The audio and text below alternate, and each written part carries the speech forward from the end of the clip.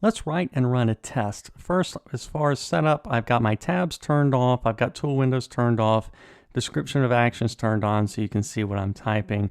Some of the things I usually do when I get set up. So I'm going to make my first test, and I'm going to make it in a directory called tests, because in PyTest we store our tests outside of our source code. I'm going to call this test under player.py because that's the name of the module that I'm testing.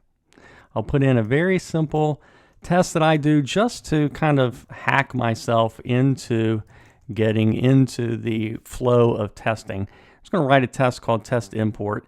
We'll put the import in later.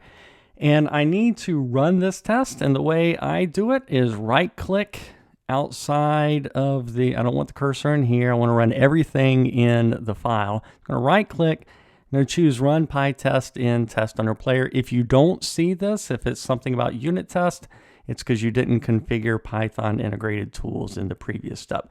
When I run this, I'm going to get a tool window at the bottom with our visual testing tool window.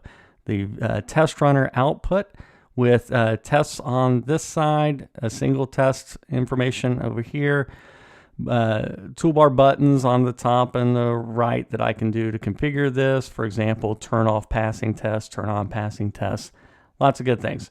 Next, I'm going to show what it looks like when we fail. So I'm going to change this to false, and rather than moving my cursor down to click run or do the right click or anything, I'm going to keep my hands on the keyboard and do Control R, which runs the last run configuration, and it tells me that I failed.